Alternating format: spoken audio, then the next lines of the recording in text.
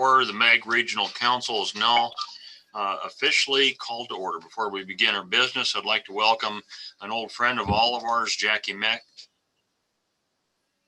as our newest member of the Regional Council. So Jackie no longer represents Bucca. He's taken the helm of Regional Council or Transportation Board, and then also representing Maricopa County alongside Jen Daniels. So Melissa, if you'd go ahead and take a roll call to establish our quorum, I'd appreciate it.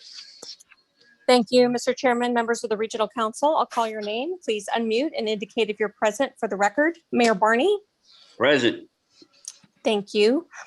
Jen Daniels. Mayor Dickey. Mayor Gallego. Here. Thank you.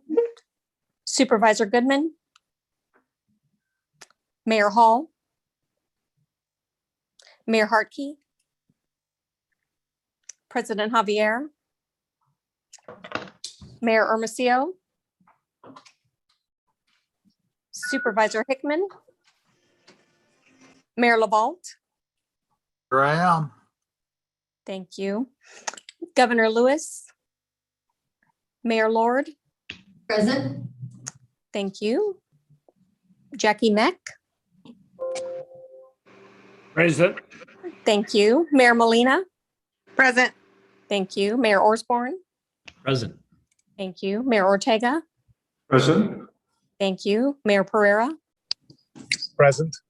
Thank you. Mayor Bridget Peterson. Here. Thank you. Mayor Riggs. Mayor Rodriguez. Mayor Schoaf. Present. Thank you. Vice Mayor Stanton. Present.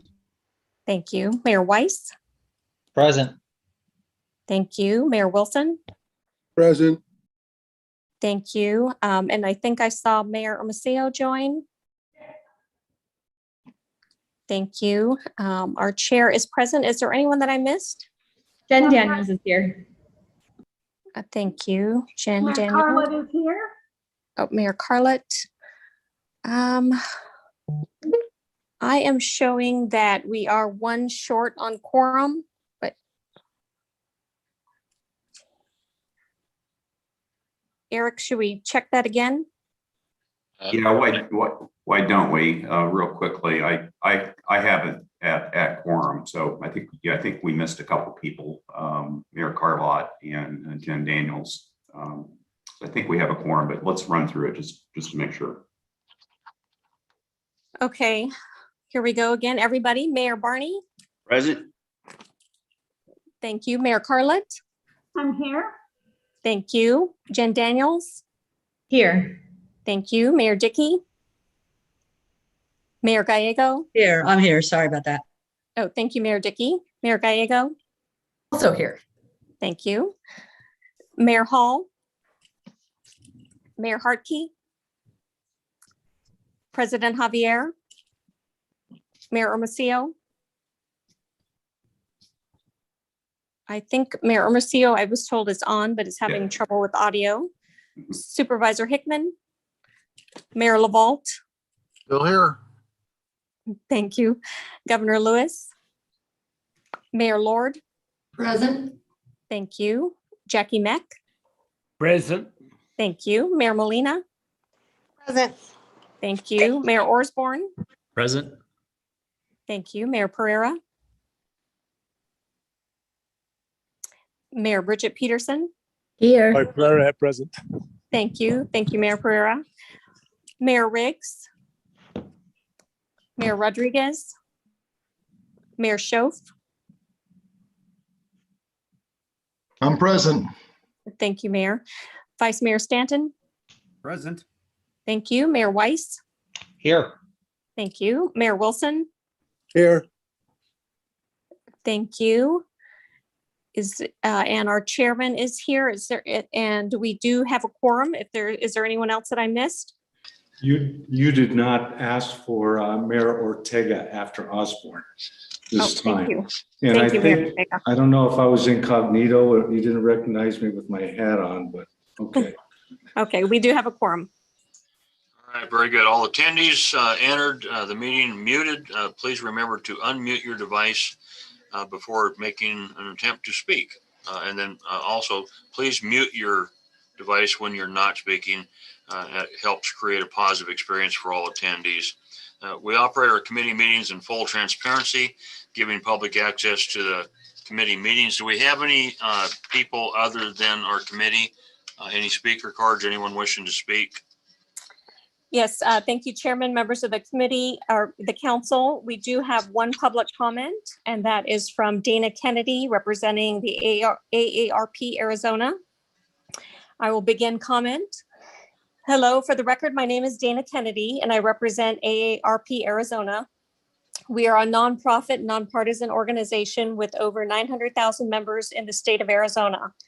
Thank you to the Maricopa Association of Governments for paying close attention to critical issues such as housing and transportation. AARP believes in creating communities in which people can grow up and grow old in. Transportation and affordable housing options are essential to creating these types of cities. Beyond that, in the greater Phoenix area, there is an absolute need to integrate our transportation system and provide affordable housing. First, transportation options are vital in a sprawling metropolis like ours. People across the age, ability, and income spectrum require an equally diverse set of options that allow them to connect and participate in the Phoenix economy. A range of transportation options from freeways, regional bus service, light rail, and newer innovations to tackle first mile, last mile is absolutely vital to creating thriving and livable communities. In addition to traditional investments, we hope you will include active transportation to make our region walkable and friendly to people who use mobility aids. Secondly, there is no question that there is a growing population of people experiencing homelessness in the valley, many of whom are seniors going through it for the first time. Whether it was an unexpected bill or someone falling on hard times, too many people in the greater Phoenix area are far too close to being priced out of housing. It's great news that the economy has done so well, but that also means that what can be charged for rent in the city only goes up. We need to make critical investments and policy changes in affordable housing. These can include building affordable units, changing zoning laws to allow for things like ADUs, and converting old or used buildings to fight against rising growth and homelessness, while also allowing families to spend less on rent every month. We support a coordinated regional effort and hope each community will commit some of the federal funds you received this year toward fighting homelessness among older adults. Perhaps most critical of all on both transportation and housing would be to do so together as a regional entity to limit the gaps, increase accessibility, and improve the lives of all who live in our great cities. Thank you for your time. This ends public comment. Okay, I guess we'll go backwards here a little bit. If anyone needs technical assistance during this meeting, please feel free to contact the helpline, which is 602-452-5095. We've had to call to the audience. It's an opportunity for the public to comment on items that fall under Meg's jurisdiction that's not on our agenda or that are on the agenda for discussion, and then also not for action. So Meg, staff, that was the only one that we had for comment. Is that correct? That is correct. Very good. Okay, well, next we'll go to item number 3, Executive Director's Report. Eric? Thank you, Mr. Chairman, members of the Regional Council. Just a couple of things of interest. Go to the next slide. So we're back with triple digits, and as you know, MAG plays a key role in the heat relief network here in the Valley. So we want to encourage you to solicit water donations and help with the help heat relief network. Excuse me. There's the contact there on the slide. Once again, it's really important. We had over 300 people die from heat last year. As we know, the homeless issues out there are greater than they were last year. So it's something that we really have to continue to work on and make sure that we have water resources out there for people. Go to the next slide. The second thing I want to share with you, we kicked off our See Me Arizona campaign. You may know that Arizona in the Valley has one of the highest serious injury and fatality rates for pedestrian bicyclists in the United States. This educational effort, See Me Arizona, is designed to educate the public, both people who drive, as well as pedestrians and bicyclists, about how to really be safe in the valley. So See Me Arizona website is up and running, a couple of testimonial videos out there. So at your leisure, if you would check that out, I appreciate it. Thank you. Mr. Chair, that completes my executive director's report for today. Thank you. Thanks, Eric. I appreciate it. Okay, moving on. Item number 4 is the consent agenda. Items 4A through 4J are on the consent agenda. Any member of the regional council have questions or request a presentation on any of these items separately? Hearing none, could I have a motion to approve the consent agenda? Mr. Chair, it's Ken Weiss. I'll make the motion. Second, Mayor Hermosillo. Okay, Mayor Weiss is making the motion. Mayor Hemsfield is making the second. Is that correct? Yes. Okay, very good. Melissa, is there any discussion? Hearing none, Melissa, will you take a roll call, please? Yes, thank you, Chairman, members of the Regional Council. I'll call your name. Please unmute and indicate how you vote on the motion. Mayor Barney? Aye. Thank you. Mayor Carlett? Aye. Thank you. Jen Daniels? Aye. Thank you. Mayor Dickey? Aye. Thank you. Mayor Gallego? Aye. Thank you. Supervisor Goodman? Mayor Hall? Mayor Hartke? Yes. Thank you. President Javier? Mayor Hermosillo? Yes. Thank you. Mayor LaVault? Yes. Thank you. Mayor Lord? Yes. Thank you. Jackie Mack? Yes. Thank you. Mayor Molina? Yes. Thank you. Mayor Osborne? Aye.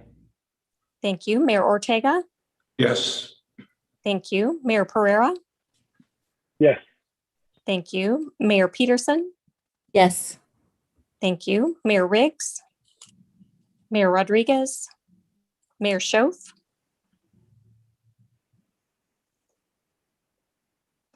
Vice Mayor Stanton? Yes. Thank you. Mayor Weiss? Aye. Thank you. Mayor Wilson? Yes. Thank you. And Mr. Chair, how do you vote? I vote aye. I didn't hear everybody vote. Were you missing some folks there? I did not hear Mayor Schoaf, and I'm also told that Mayor Hall is on the line, but we could not hear him. Okay, all right. I don't know if Can you hear me now? Mayor, yeah, There we go. Can you hear me now? Yes. Okay, yeah, I vote yes. and Mayor Schoaf votes yes also. And Mr. Chairman, this is Supervisor Clint Hickman, and I joined the call late. Sorry, but I vote aye as well. Okay, thank you. So we got Supervisor Hickman, Mayor Hall, and Mayor Schoaf. And that the consent agenda does carry unanimously. Perfect, thank you. Okay, so item number 5 is the update on the development of the regional transportation plan. Meg Transportation Staff Audra Kester-Thomas will provide a very short, just kidding. She's gonna provide a report. Audra. Thank you, Chairman Wires, members of Regional Council. Pleased to be with you today to give you an update on the latest activities associated with the development of the next regional transportation plan. I will keep it as brief as possible, but know that we are at a milestone, having delivered 4 fiscally constrained scenarios to begin our conversation as we work to develop a consensus preferred alternative by this summer. Included in your agenda packet today were our full scenario report that details each of the 4 scenarios, as well as the outcomes and measures for which we have utilized in evaluation, as well as a scenarios assumptions memo that further details a lot of the fiscal underpinning assumptions associated with the delivery of these 4 scenarios. Again, these are for purposes of initiating our conversation. And as we go through today's presentation, we'll focus simply on the initial high-level review of each of these 4 scenarios. Next slide. I'll orient you to our performance-based process. You've seen this slide monthly over the course of the last year and a half. Next slide. I'll orient you now to the end of this technical phase of the work. We have spent the last 9 months or so further evaluating our 1,500 different ideas and concepts, using and guiding our decision-making process through a data-driven approach to arrive at this moment of 4 fiscally constrained alternatives for your consideration. 2 scenarios at a 1/2 cent sales tax continuation, as well as 2 scenarios at a 1 cent consideration. At this point, the large portion of our technical analysis is complete, and we now come to the decision-making part of this process. Next slide. If you've had a chance to review the materials, you'll see at the beginning of our scenario planning report, we emphasize how important the sales tax is to the region's mobility and prosperity. We took a look using our transportation demand modeling to better evaluate what would happen if we did not continue the dedicated sales tax first established by Maricopa County voters back in 1985. What you'll see here is we'll be left with the limited federal funding that does come to the region, in addition to declining gas tax revenues. And this limited funding would be used for very limited improvements to the system that we have today. If we weren't able to continue the dedicated tax, what you see here illustrated in this map is that in evening rush hour, we're standing still ultimately in congestion at almost every point of the valley. Next slide. I'll introduce you now to the scenario concepts for which have been constructed. You'll see that we've used 2 overarching philosophies to develop these options, recognizing there are some distinct choices and differences in potential solutions available to the region. Our new capacity scenario seeks to improve and maintain the region's mobility through the addition of new capacity, stretching and expanding the system, and includes deliberate strategic investments in new roadway and rail-based transit projects. These are projects that are large, make big impact, but also often carry a big price tag, and so we can do fewer of them. We have also a system optimizations philosophy. This prioritizes investments in infrastructure and technology, as well as programs that maintain the region's mobility with lower levels of investment in new capacity. These are a more diverse portfolio of projects, a focus on bus transit over rail transit, and really a diversification of potential investment strategies through a more enhanced programmatic approach. As noted, we're ultimately going to find somewhere in between these 2 scenarios. They were simply used to illustrate that there are some choices ahead of us. These are used as also an important decision support tool to highlight some of the opportunities and distinct trade-offs associated with each type and kind, as well as level of investment. Next slide. Underlying all of our scenarios presented are some fundamental assumptions. First and foremost, we are presenting a flexible funding policy strategy. This is one of those major lessons learned out of Proposition 400. We continue to make available all revenues that flow to the region, and there's deliberate consideration given to how the sales tax versus federal funding would be allocated to ensure the scarce public dollars we do have available to us are maximized. Notably, this would pivot use of federal funds on smaller projects that often add time and cost to those projects, as well as provide the region the flexibility to respond to changes in formula funding through the federal government, or even new federal funding opportunities for infrastructure that could supplant regional resources. A final allocation and program policies will ultimately be documented in our strategic investment strategy, and this will be the policy management tool you use year over year to manage and implement the decisions made this year. We're also going to determine or delineate allocation decisions. We believe strongly that it's the responsibility of Transportation Policy Committee and Regional Council to make these decisions consistent with federal regulation.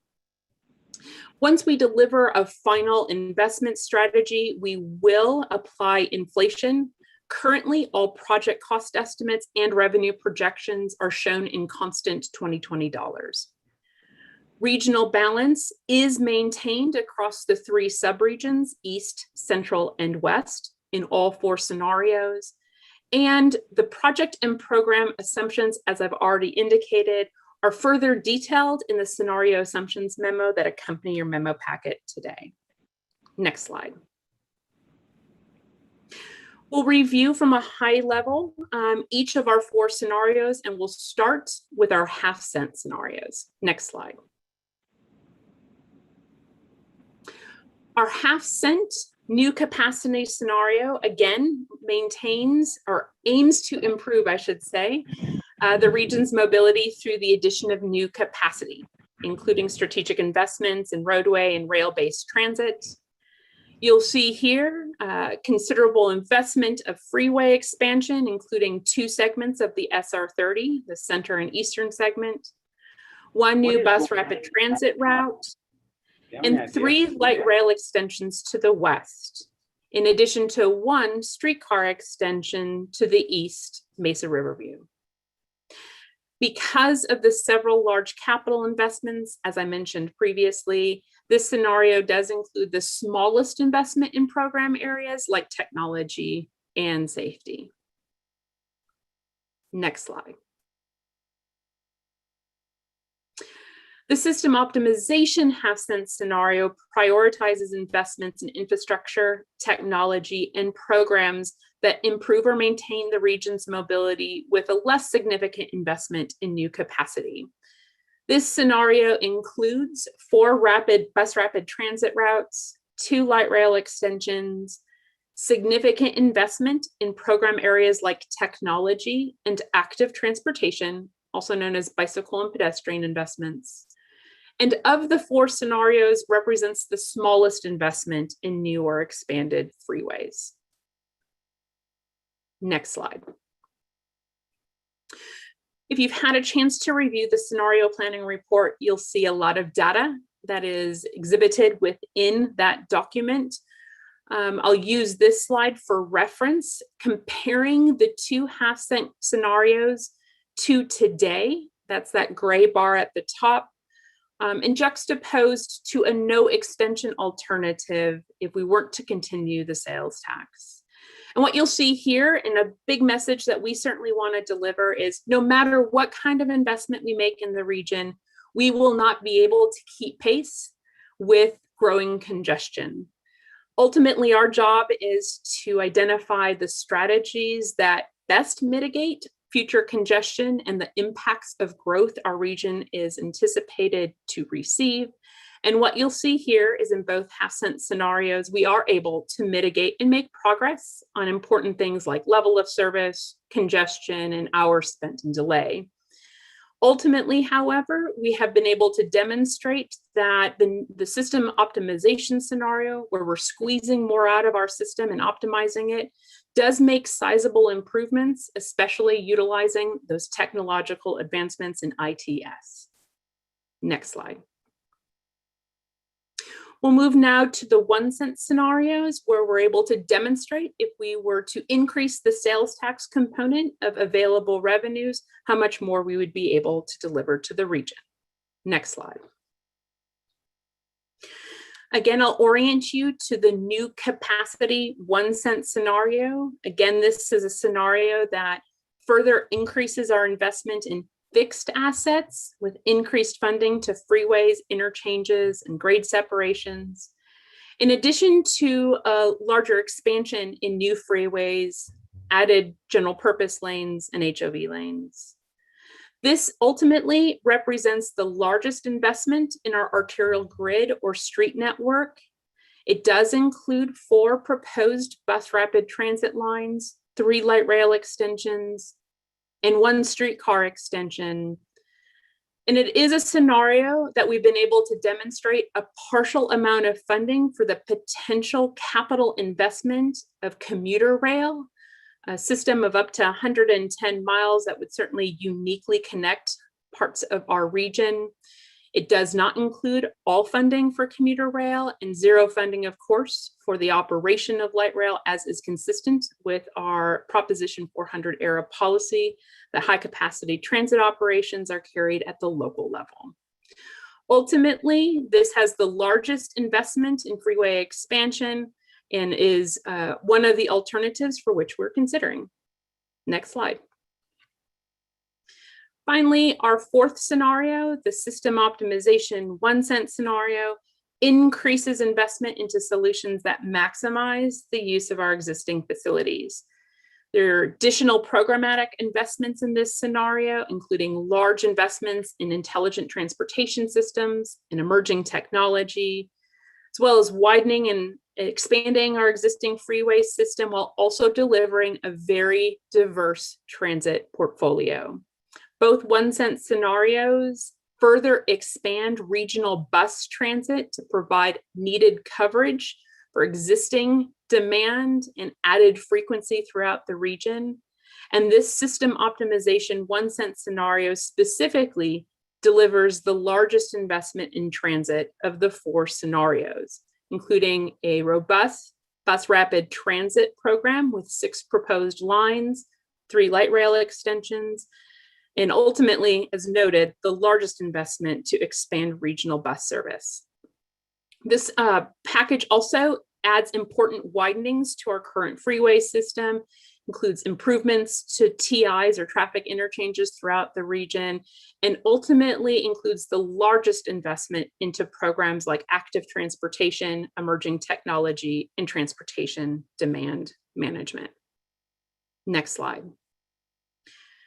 Again, I'll orient you to this slide where we're comparing the 2 1 cent scenarios against today and then ultimately into the future with a no extension or no build alternative. Again, what you see here is we're able to make further progress on congestion and level of service of our system, time to get to the places we want to go.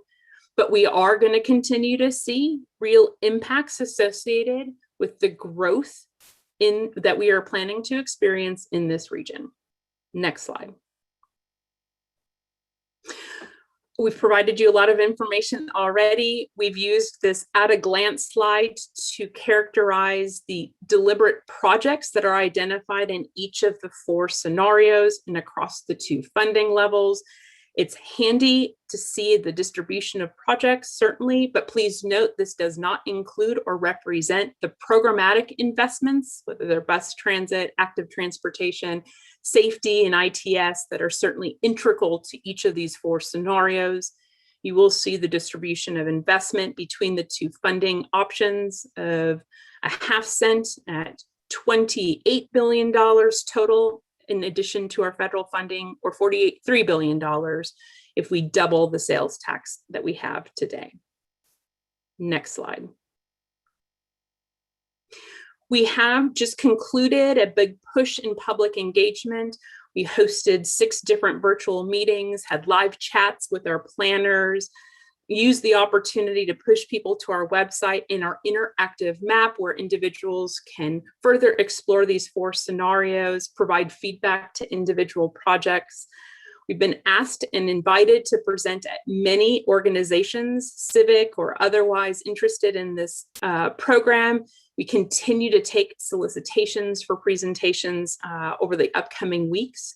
We'll be compiling all the feedback that we have received, and we'll be sharing at least some initial reflections with the management committee work group tomorrow, but then codifying all the feedback received in a report expected next month. Next slide. Where do we go from here? We are at a big milestone, having delivered these 4 fiscally constrained scenarios. They are our starting point, and they serve only for purposes of starting a conversation. Over the upcoming weeks, we will now work to drive towards a consensus solution, picking the projects and programs perhaps between each of these scenarios that seem to make the most sense for our policymakers, hoping to land a decision on consensus of a draft preferred alternative this summer so that we can move into our 5-month air quality conformity process as required by federal law. so that we can deliver a final regional transportation plan and strategic investment strategy for consideration and adoption at the end of this year. Next slide. This month was really intended to provide information, give you time to review the materials that have been presented and reflect on some of the initial trade-offs associated. The direction we have been given out of Transportation Policy Committee is to start with MAG's recommendation of the system optimization half-cent scenario. And we have asked, at the direction of Transportation Policy Committee, that member agencies submit by the end of this week their reflections on priorities that may not be in that half-cent system optimization scenario, or to articulate and affirm priorities that are within that scenario for which are important to their communities. MAG will then take that information and begin immediately working on a potential revised scenario that incorporates those priorities. Our management committee work group scheduled for tomorrow, again, will focus on a bit of a high-level review of the public feedback we've heard to date, but we'll deliver also the final technical element of the work, which is the bus operating assistance guiding principles. We look forward to working with our managers and discussing those options tomorrow afternoon. And then we move into June, where we roll up our sleeves and start making decisions. Transportation Policy Committee at their meeting last week committed to meeting more frequently to deliver the decision-making process necessary to meet a consensus decision on a plan that includes also a determination of a tax rate and term associated with it by this summer. And the first special meeting of Transportation Policy Committee has been set for June 4th. Where MAG endeavors to deliver initial draft scenario concept based on the feedback received from member agencies. We'll then work in the upcoming weeks of June to deliver the final draft revised scenario that will represent a preferred alternative for consideration. Chairman Wires, members of Regional Council, that completes our presentation today. We're open to questions and comments. All right, that's a lot of stuff to cover. So thank you. Questions or comments from our membership? Chair Wires, Eric Osborne from Buckeye. Okay, we'll take Eric first, and then we'll go to Georgia second. Thank you, Chair. I'll probably be covering a lot of what I've covered previously, and also at the TPC, discussing specifically the State Route 30 portion, the segment that is in Buckeye from State Route 85 to Loop 303. And there's three keys. We sent a letter along a couple weeks ago, and we have three keys that I think we all need to keep in mind. One is that project, that segment was approved by voters years ago. In addition, was talked about as a priority moving forward in funding for the Prop 400 extension, at least the State Route 30 corridor. And I think it's very important to honor the will of the voters and do what we said we would do in 2019 with making State Route 30 corridor a priority. We took that serious in 2004, and we, based on that framework, have a general plan which depicts areas from I-10 south to downtown Buckeye, or to the State Route 30 corridor, from 85 to our eastern boundary with Goodyear, and developed that general plan knowing that freeway is planned and was supposed to be built as part of Prop 400, if not Prop 400, at least the extension. And currently in that area, we have well over 10,000 homes that are in some phase of development over the next few years. So we're going to be adding 30,000 people to the area, as well as somewhere in the neighborhood of 20,000 jobs that have a shortlisted. Now, I don't think that all 20,000 jobs are going to end up down there, but the point is, we cannot dump all that traffic onto I-10 and expect commerce to happen. So the important part to the region is I-10 is our lifeline to California. That's where goods and services come in and out of the city or of the Metro Phoenix area, of the Maricopa County area. And it is very, very important that we have a reliever freeway that keeps I-10 open. We don't have relief on I-10, especially in the Buckeye area. We don't have the same grid system that other municipalities have east of Buckeye, partly because we have a big mountain in the way that does not allow for that grid system on the north side. So when there are delays, which are just about daily, including Saturday and Sunday, there is not a way to get through other than taking farm to market roads, which are 2-lane roads with stop signs at intersections south of I-10. So it's very, very important for us that State Route 30 gets included in the funding for the Prop 400 extension. And not doing that, I think you had the map up that showed the red areas. If we do absolutely nothing, we're talking about doing absolutely nothing in the Buckeye area, and that means gridlock specifically in that area that we're talking about, south of I-10. And this does not take into account the growth that's going to add trips per day to I-10 that is west of 85. And there are some pretty significant developments that are coming out of the ground that rival the size of Tempe for scale. So there are two points that I wanted to ask Audra is, we've got 4 scenarios that we're looking at. And I think at the Transportation Planning Committee, we talked about the potential of a couple other things. One is maybe a 3/4 cent, not the full 1 cent. I know that there's some hesitancy to do anything that reflects an increase in tax. I know that we have to be very cautious of that. Is there a plan that comes out that shows that and what would be included in that 3/4 cent? And then the second question is that extension of the time frame from 20 years to potentially 25.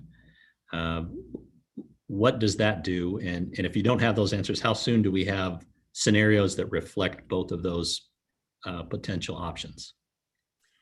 Chairman Wires, Mayor Osborne, that's exactly what we plan and endeavor to do based on the direction of Transportation Policy Committee. We're waiting to receive the priorities from member agencies through this week. We've asked a deadline for this Friday to be able to do that. Once we receive all of those priorities, MAG will immediately turn and start building a revised scenario, again, starting from that system optimization 1/2 cent, but then be able to deliver to the Transportation Policy Committee what that may look like if that potentially goes over a 1/2 cent and by how much, and also the alternatives for changing the rate and the term of the tax. So not just a 20-year assumption, which we have been using, but what we could deliver if we extended the term of the tax to 25 years per the direction of Transportation Policy Committee last week.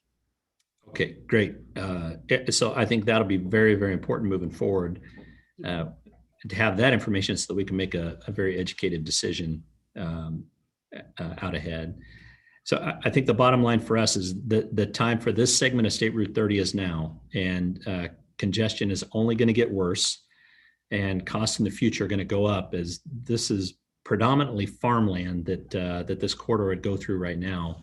And as that builds up, without that defined corridor and without the land purchased, the cost to purchase that land or tear down buildings in the future is going to prohibit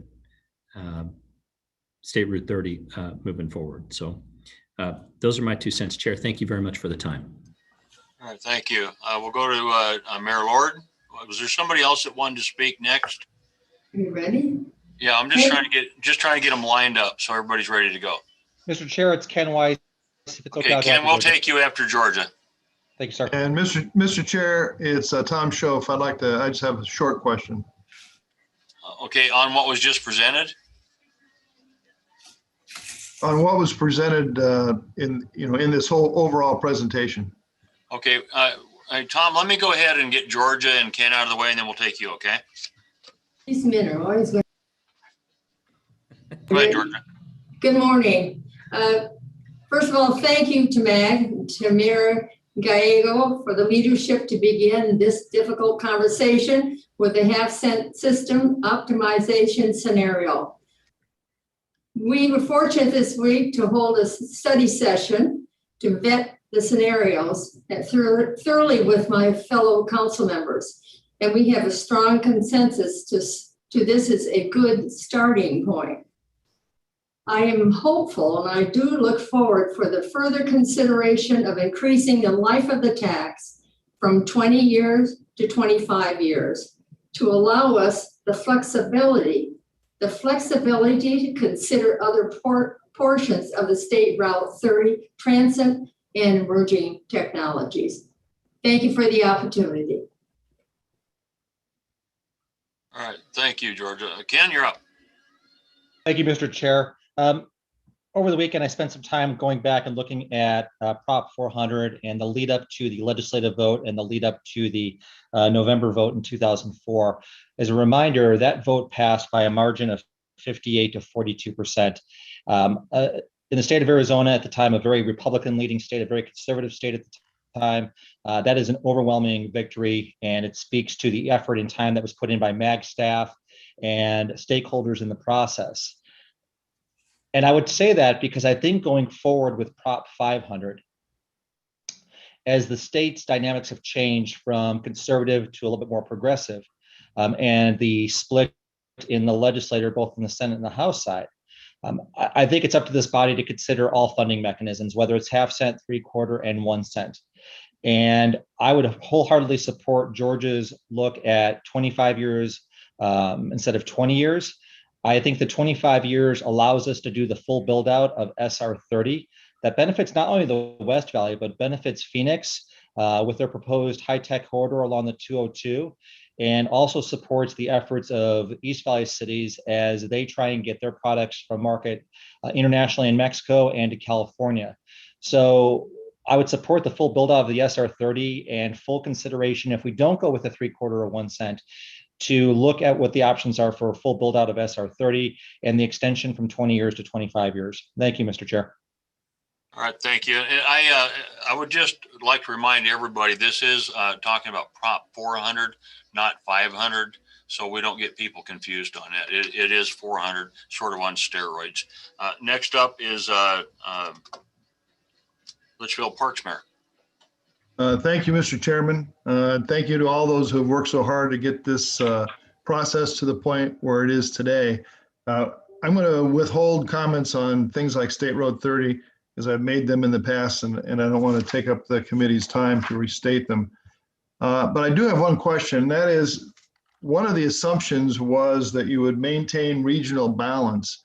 And I wanted to see if the definition of regional balance of what is that, what that meant. Is that written down somewhere where you could send it to me?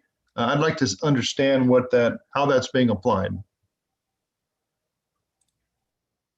Mayor Wires, members of Regional Council, established back in the 80s and part of Proposition 300, the regional sub-regional balance construct looks at the East, Central, and West Valleys for the projected population growth at the end of the term of the Regional Transportation Plan. So it's a proportionality of investment associated with the population growth projected 2050 for each of those subregions. Do you have those calculations that you used in developing this plan so we could understand how they impacted the plans that you came up with? Mayor Wires, Mayor Schoaf, members of Regional Council, certainly they are part of our population and employment projections that go through our policy committee process. We do that 3 times every decade. We can share with you the most recently adopted population projections, which were used in the development of the RTP scenarios that were, I believe, adopted by Regional Council back in 2019.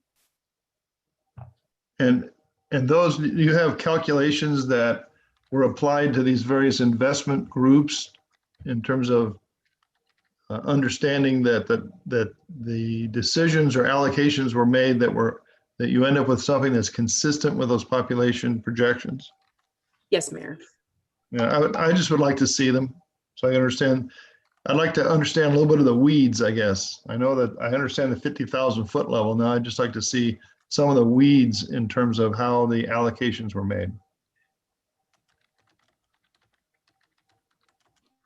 All right, was that it? But, Mr. Chairman, Yeah, hold on. I think I got Gail Barney up next, and then we'll go to you, Clint. thank you. I just wanted to thank staff for their efforts to take all of this into consideration, to try to balance the needs of the whole county, the whole region.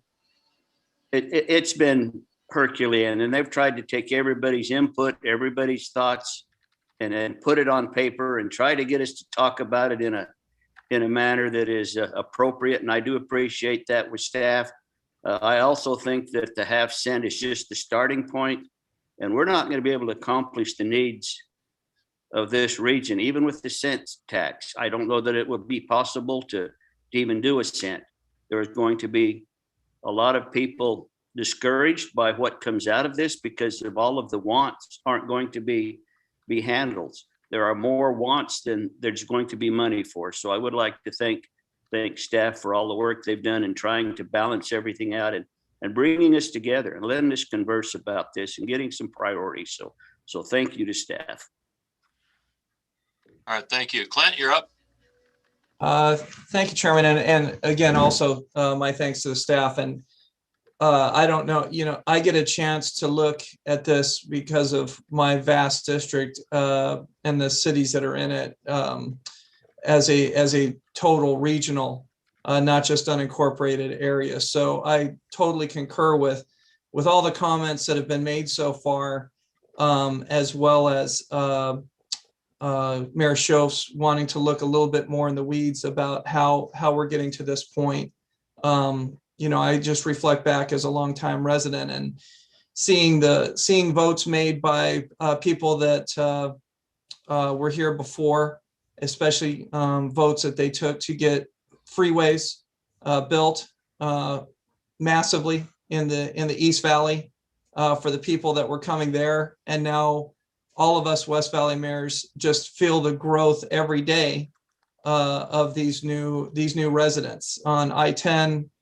I wish we had SR 30 built right now for Buckeye's sake, because I'm definitely seeing what's going on out here on the arterials. So anyway, I'd just like to say that. But number two, and a very important thing that would be for me is we are going to see Meg or others be asked to go to this sitting legislature and talk about a tax increase.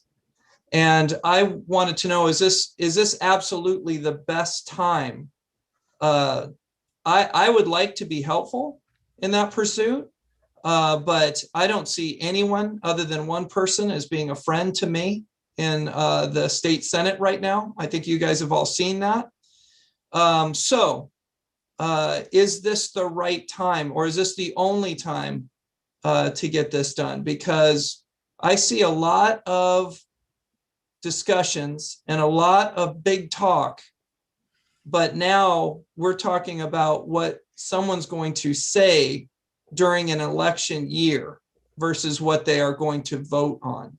So I just would like to know from Eric, this is going to be a hard slog of finding that out. And we don't know what that legislature is going to look like in a year and a half after all of this madness going on. So is this the right time?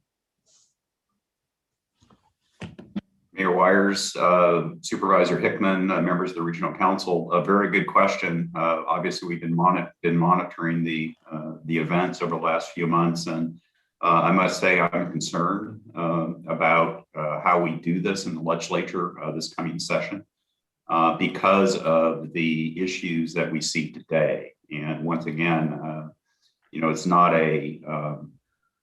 doesn't seem to be very approachable yet at this point in time. So it's something we're going to continue to monitor. And once again, I think it's a good discussion the Transportation Policy Committee and Regional Council need to have. Obviously, events are yet to play out. for the remainder of this year. So I think it's really important that we always reevaluate our overall strategy based on current events.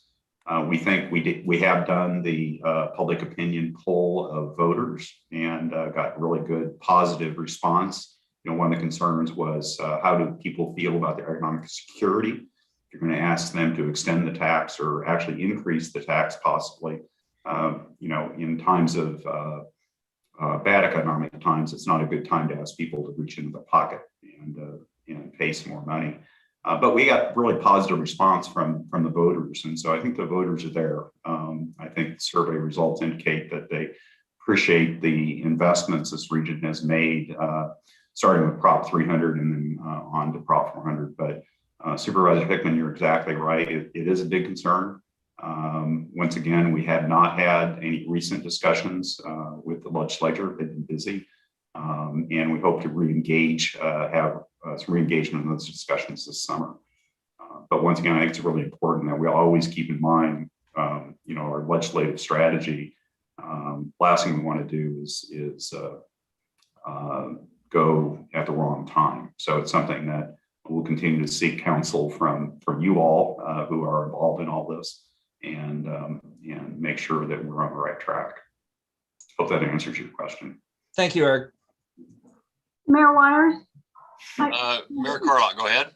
Yes, thank you. I just have a few comments. First of all, I completely understand Mayor Osborne's issue about State Route 30. It's very important, but the larger picture involved there is the I-10 corridor.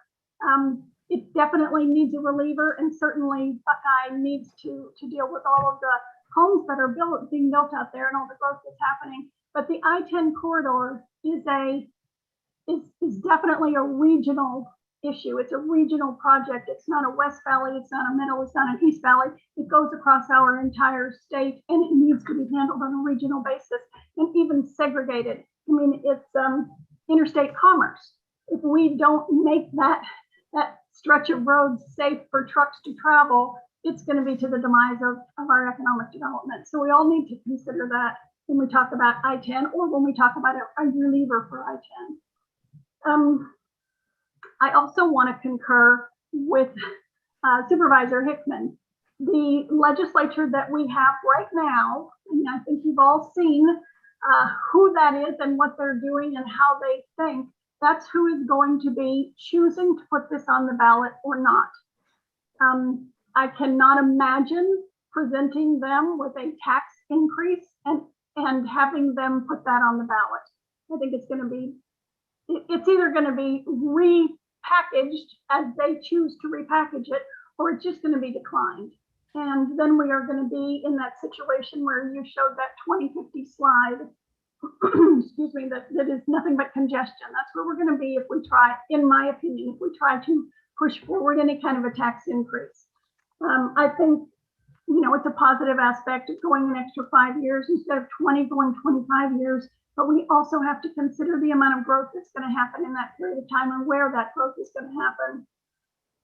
So all of that having been said, I really do appreciate all the work that MAG has put into this, developing those 4 scenarios, weaning everything down to just those 4 scenarios has been extremely helpful. I don't think anybody doesn't see what they wanted to see and get most of their questions, at least the high level questions, answered by those. So thank you very, very much for all the work that you've done.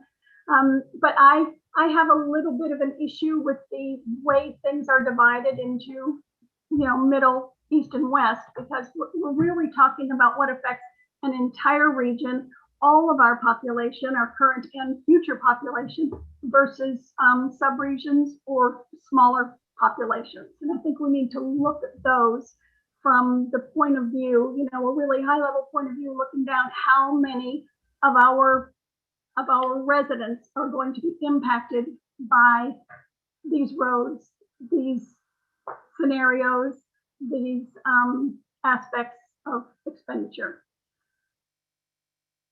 Thank you. All right. Anyone else? Mayor Wires, Jackie Mick. Go ahead, sir.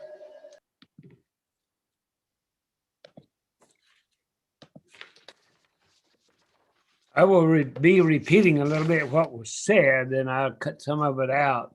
Obviously, I've been around for a long time. Back in 1970s, when I-10 was, or I-17 was talked about, I was there. I support State Route 30, the west segment to State Route 85. The town of Buckeye voted for and supported Prop 400 in 2004. The town in 2004 was 14,500 population. By September next, Buckeye will be over 100,000. I've asked and received all the data between ADOT and MAG relating to Prop 400 discussion, and in particular the west segment. Buckeye is being left out at a very crucial time due to the current and projected growth. The west segment is badly needed to be included and needs to be reinstated. I was on MAG in the 70s when I-17 was started, as I mentioned. I've never seen a community growing like this left out of being planned with this type of projected growth.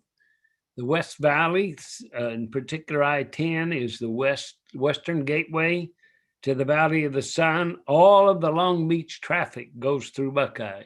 So it is critical. I really appreciate the work that MAG staff has done and is doing and will be doing, but it really needs to be considered that put in. Otherwise, right now we're congested rather, and in the future it's going to be much worse with all this development, including commercial development, not only in Buckeye, but in the West Valley, that adds to more traffic. Thank you. Appreciate your time and allowing me to speak. Thank you. Anyone else? Okay, last call. Anyone else? Okay, that was for information and discussion only, and I'm certain that there will be a lot more discussion here shortly. So we're going to move on to item number 6, which is incredibly important also to everybody, and that's the Regional Homeless Strategy Portfolio. Amy St. Peter is going to provide a report for us all. Amy? Thank you very much, Mr. Chairman and members of the council, for this opportunity to present. We appreciate your partnership as we started to strengthen the regional response last fall. Being able to listen to your priorities and to be able to work closely with you and your staff has brought us to this moment today. And being able to continue this partnership with you will lead us forward together tomorrow. So I want to thank you for that. So the purpose of this presentation in particular then is to offer to you the strategy portfolio, as well as the 14 strategies that are included therein, and to be able to offer those for your action today. This is an exciting moment as we prepare to pivot to implementation next month. We'll continue working very closely with you in partnership as this work moves forward. And we look forward to your innovations, to your refinements to these strategies, and particularly to the detailed tactics as we start to develop these in partnership with you. Next slide, please. Just want to take a moment to ground us then in these areas of focus. Doing so helps us to align our regional efforts with your local priorities. We've been keenly focused on the actions that we can take as a region then to reduce the numbers of people who are living on the streets right now. We also want to make sure that we're increasing the geographic footprint, expanding that footprint throughout the entire region. We know that people stabilize more quickly when they're close to their job, to their children's school, to their faith community, to their friends, to their place of worship. And so we want to be able to provide opportunities throughout the entire region. We also want to strengthen the safety net for all people, and that includes both 2 factors. One, that safety net reflects the prevention efforts that we can take today. The more we enact in terms of our prevention efforts today, the more that we can impact and reduce homelessness tomorrow. We also want to make sure that this work is very inclusive, particularly from a racial equity lens. Next slide, please. I want to thank all of our partners. This very much includes all of you. It's been very, very important to be able to work with you, with your staff. Also want to thank the committees that have already taken action on this item. That includes the MAG Management Committee, the MAG Human Services Community Initiatives Committee, and just this week on Monday, the Maricopa Regional Continuum of Care Board. All 3 of them did vote to proceed with these strategies, and we hope to hear any feedback that you might have on that proposed action, as well as the 14 strategies today. Just want to really reinforce there is a tremendous array of talented partners who stand ready to partner with you, to walk this journey with you, to help to provide the funding, the resources, the connections that will be absolutely critical to implementing this work and to being able to take action together as a region. Next slide, please. These are the topics I'll be covering today during my presentation. Please do feel free at any point to offer your comments, your questions, or to raise any other topics that would be of interest to you in regard to these regional homelessness efforts. Next slide, please. The context within which this work is taking place is critically important, and these are the main topics I'll be covering in terms of that context today. Next slide, please. So we answered your call. We listened to you when you asked us last fall to strengthen these regional efforts. And we did so. And I believe that you asked for this as well because of these increasing numbers that we're seeing throughout our region. This is common in other parts of the country. For the last 4 years, all of our numbers have been increasing significantly. Also, in common with the rest of the country, last year for the first year, the numbers of unsheltered people were higher than the numbers of people sheltered. We had literally had more people sleeping on the streets than we could accommodate within shelters. That is unusual generally, but across the country, that was unfortunately a common trend. What is all the more concerning, though, is that our growth is outpacing everyone else in the country. When you look at the 2020 data, and particularly if you look at the percentage increases in homelessness, the growth in the state of Arizona was the highest in all the country for general homelessness, as well as for single individuals experiencing homelessness at just under 10%. Arizona also had the 5th highest percentage increase for homeless families and the increases in that population in the entire country. These are concerning trends, and we're working together very hard to reverse these trends. Next slide, please.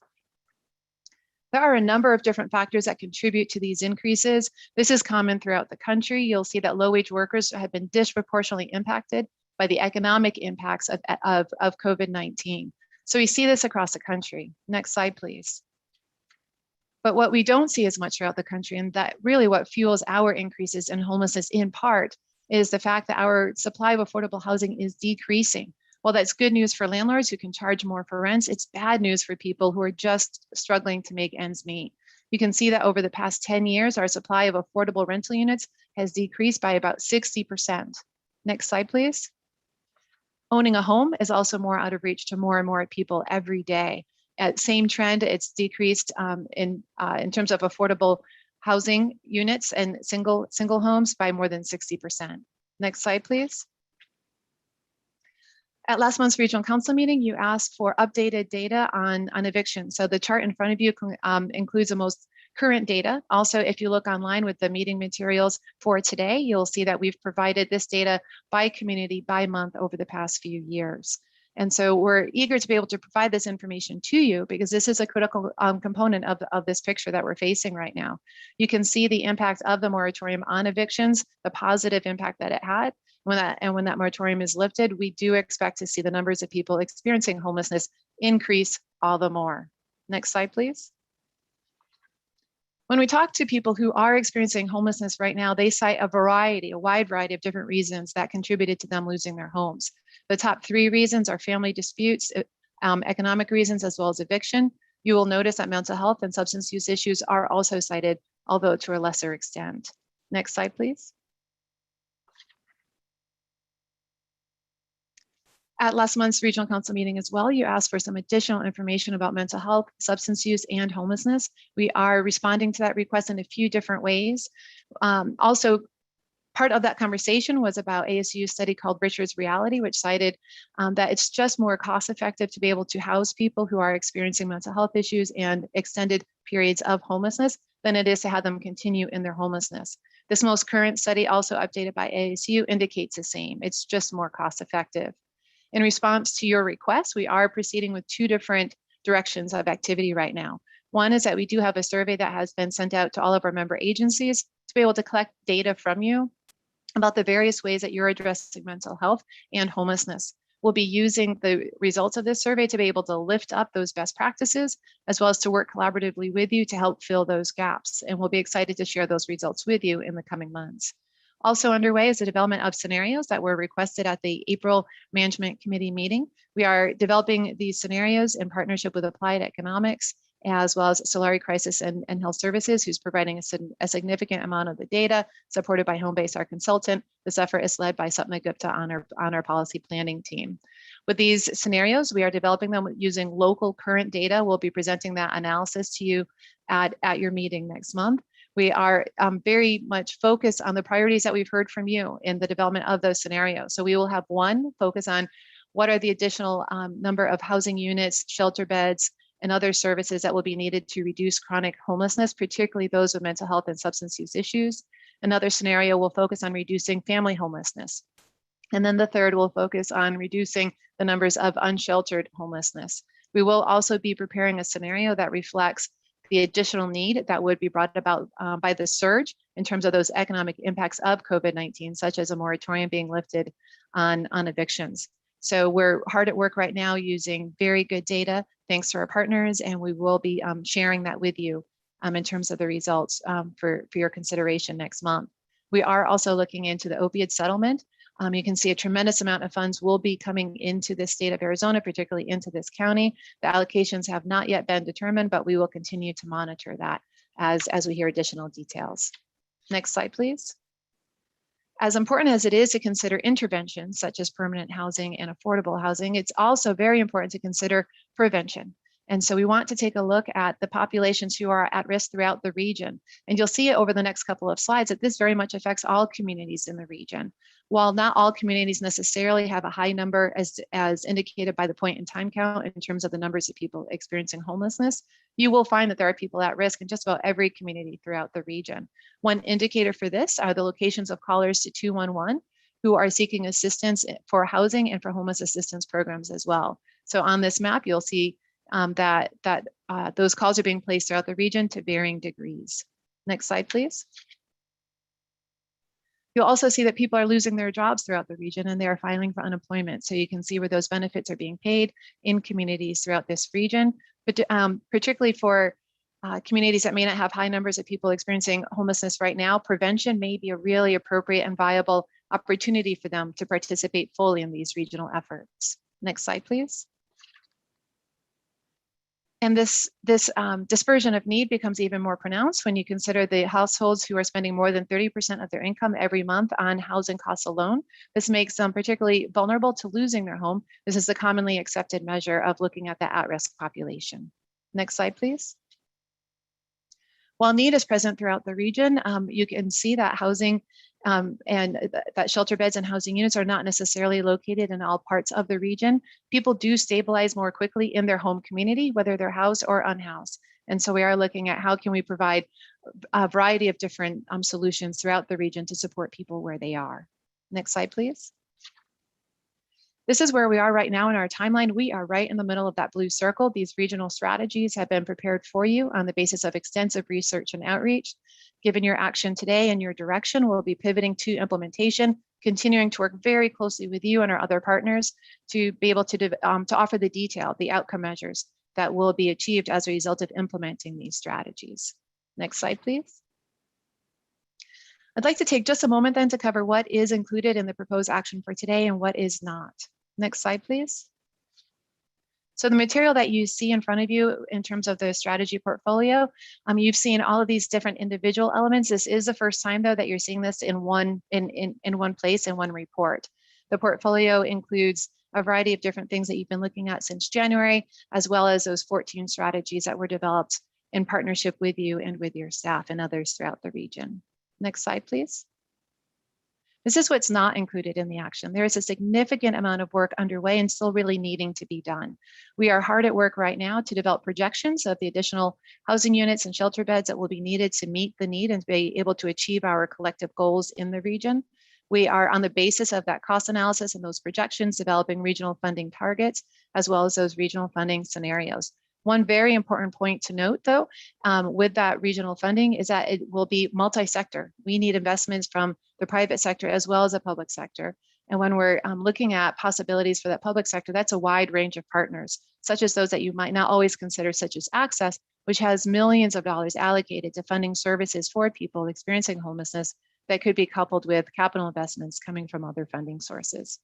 The timeline then for that remaining work is that we will be working with you on what the implementation plan looks like, in particular developing those high priority tactics, and then being able to offer that to you in 1 month for information, and then the following month then for action to give you ample time for review and feedback. Next slide, please. Then we come now to those regional strategies that we've been discussing. Next slide, please. Each of these 14 strategies have been organized within these 5 different categories. These represent the most viable opportunities for the region to be able to move forward together and to be able to have a greater impact by virtue of that coordination. We consider these to be a starting point to be further refined by your innovations, your ideas, your partnership, and we look forward to engaging in those discussions with you. And again, it will take a variety of different funding sources to be able to implement these strategies. Next slide, please. So these are the 14 strategies. You can see that they offer a range of different options. We understand that not every community will implement every strategy, but we do hope that we are providing as many opportunities as possible for all communities to be able to participate in these regional efforts.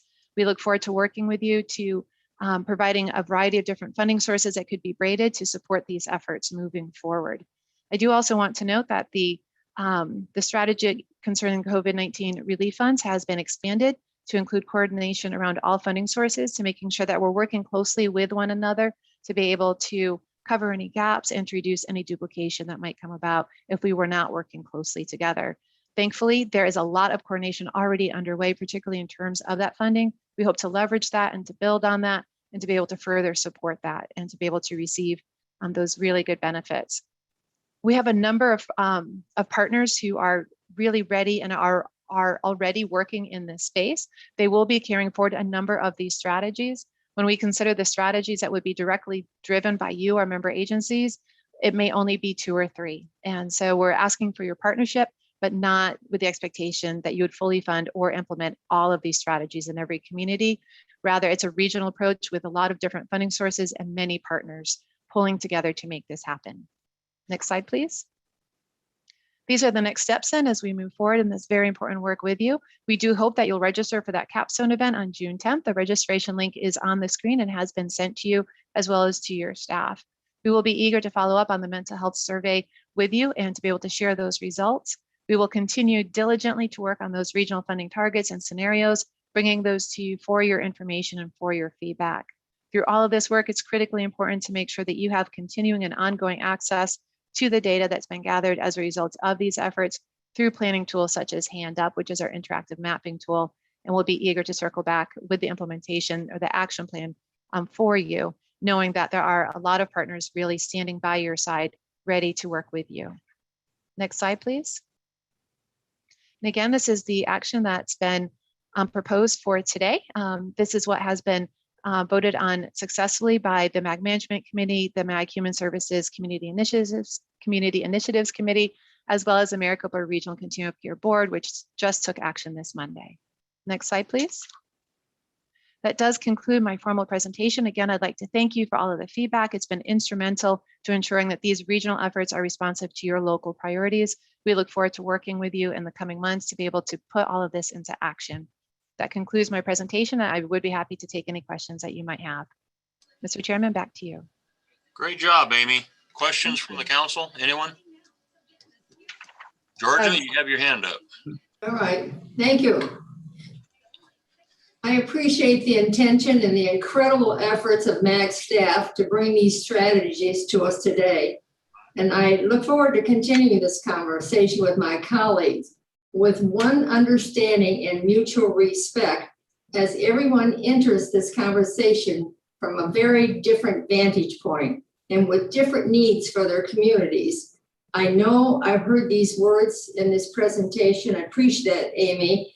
I do want to make sure I understand that these strategies are intended to be optional for communities to utilize. And you did cover some of that, but I would like a further discussion in that as we go along. Thank you. Thank you. Chairman Wires, Kathy Actually, I've got Kevin Harkey next, and then we'll go to Mayor Carlott. Thank you. Thank you, Mayor Wires, and sorry, Mayor Carlott. I appreciate the work that's been done. I think the work is good, and the strategies presented to us are necessary. They're reasonable and they're achievable. And again, every city is going to be looking at this as we are, similar in some sense to the transportation, and see how can we move forward and meet this vital need in our community. So thank you, Meg, for your work on this. Mayor Carlott. Yes, Amy, I also want to compliment you on the job that you've done. It really has been exceptional, especially since it's been so fast and so much has been demanded of you in a very short period of time. Having said that, it has been a very short period of time. And these 14 strategies, while they might be, while they are all encompassing, they do not deliver on each individual's necessary, on each individual's needs for the different cities. So as Mayor Lord said, the 14 strategies, some of them don't apply to me, some of them do. It does not say that they will not all be applied to everyone in this region. It doesn't say that. Well, I believe you verbally, it's not what it says. And the strategy, especially strategy 4, actually points to a funding source. And so it talks about funding a lot of things. And then we're going to agree on these today. And then in June, we're going to come back with how that funding is going to occur. So without having all of the pieces of the puzzle together at this point, the funding sources as well as the strategies and how it all ties together, and specifically how it is different for different cities, I'm going to be voting no on these strategies today. Thank you. Mayor Harkey, you have your hand still up. Did you want to come back? Did you have something else? My bad, sorry. Okay, anyone else have any comments? Mayor Wires, thanks. I just wanted to mention that, you know, part of what you're talking about it with it being different with each city is obviously we're sort of a new to this phenomenon, and that's why we're very eager for all of the suggestions and the regional approach, because we're sort of looking at this fairly new. Somebody sent me a picture today that's of something that was going on, and it's just not something we've really had a lot of experience with. So I appreciate it. And I also just wanted to say thank you to Amy, because she came to our last council meeting and presented to a lot of people who are not familiar with this and really need to see what's going on. So I want to thank you for that. Thank you, Mayor Dickey. Anyone else? Okay, if there's no one else, could I get a motion, please? Mayor Dickey, I'll move. Mayor Gallego, second. Okay, I have a motion from Mayor Dickey, a second from Mayor Gallego. Is there any discussion on the motion? Hearing none. Melissa, would you take a roll call, please? Yes, thank you, Mr. Chairman, members of the Regional Council. I'll call your name. Please unmute and indicate how you vote on the motion. Mayor Barney. Aye. Thank you. Mayor Carlett.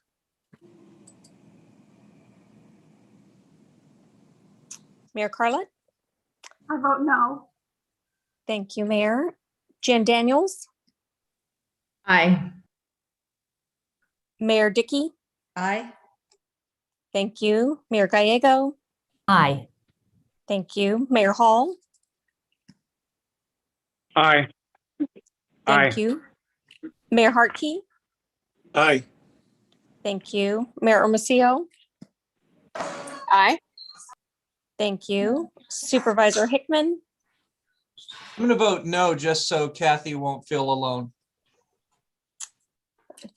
Thank you, Supervisor. Mayor LaVault. I vote no. Thank you. Mayor Lord. No. Because you have 1 o'clock, 1:30. Thank you. Mayor, I'm sorry, Jackie Mack. No. Thank you. Mayor Molina. Yes. Thank you. Mayor Osborne. No. Thank you. Mayor Ortega. Yes. Thank you. Mayor Pereira. Yes. Thank you. Mayor Peterson. Yes. Thank you. Mayor Price. Yes. Thank you. Mayor Schoaf. No. Thank you. Vice Mayor Stanton. Aye. Thank you. Mayor Weiss. Mayor Wilson. Yes. Thank you. And Chairman Wires, how do you vote? I will vote aye. And then is there anyone that missed a vote that has an opportunity to go ahead and vote?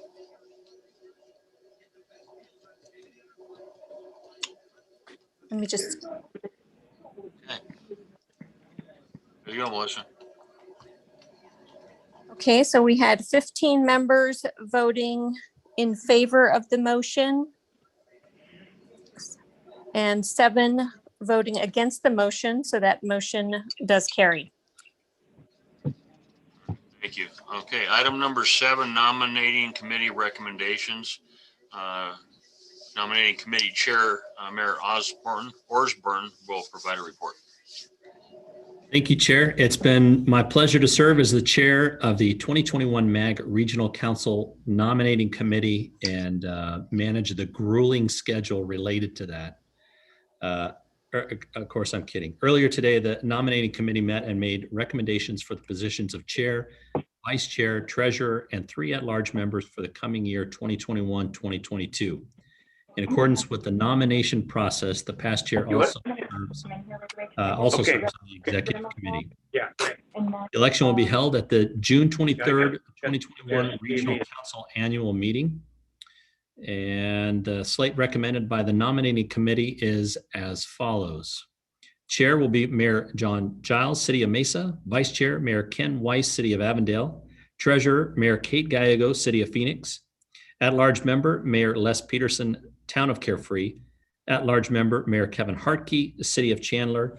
At-large member, Mayor Alexis Hermosillo, City of El Mirage, and past chair, Mayor Jerry Wires, City of Glendale. I want to thank Chairman Wires for appointing me as the chair of the committee, and also want to thank the members of the nominating committee. They include Mayor Jenny Dickey, Town of Fountain Hills, Supervisor Clint Hickman, Maricopa County Supervisor, Mayor Michael Lavault, Town of Youngtown, and Mayor Bridget Peterson, Town of Gilbert. Chair, that concludes my report.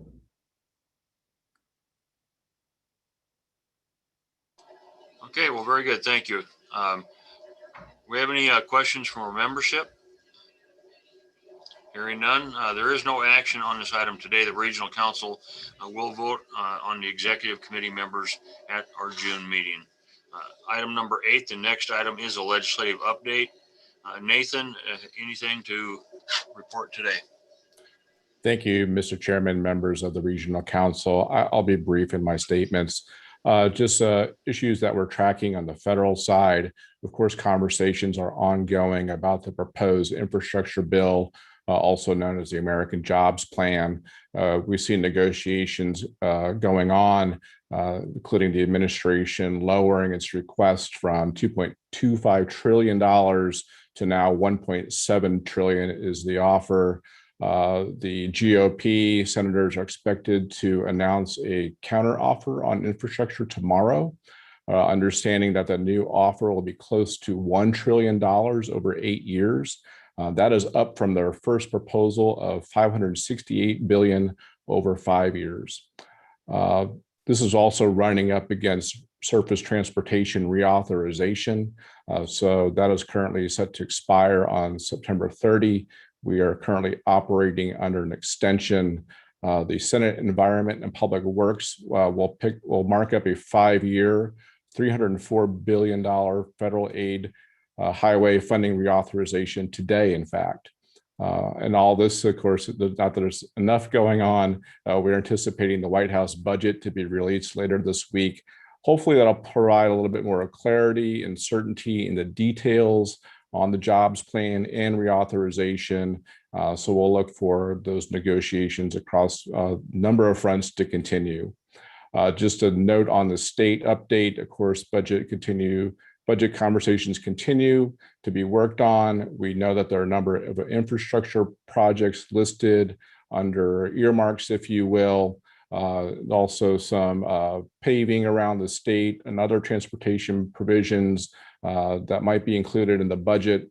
We will continue to track all these developments, Mr. Chairman, and that concludes my presentation. All right, well, very good. Thank you, Nathan. Any questions from our membership? Hearing or seeing none, this item is on the agenda again for information discussion only. Item number 9, are there any requests from the regional council member for an item on future agenda?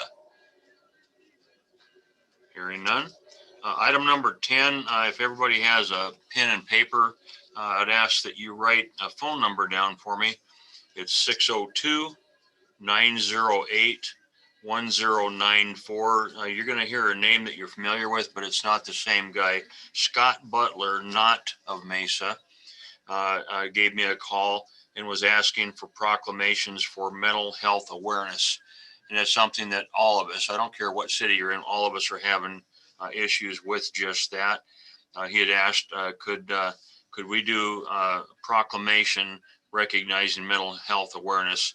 And they work closely with Taros, which happens to be very active across the city, the valley, and has been for decades. So again, Scott Butler would be the guy you would talk with, 602-908-1094. I'd ask all the mayors or the staff, please take a couple minutes, give them a call, see if you can't do a proclamation. Let's try to make people a little bit more aware of mental health awareness, and maybe we get some recognition. Maybe we can start solving some of these problems. Do we have any comments or announcements from our membership? Everybody's pretty quiet. Okay, so with that, business, I guess, is now concluded. I hope you all have a blessed day. This meeting is adjourned. Thank you so much. Thank you all. Thank you. Leave.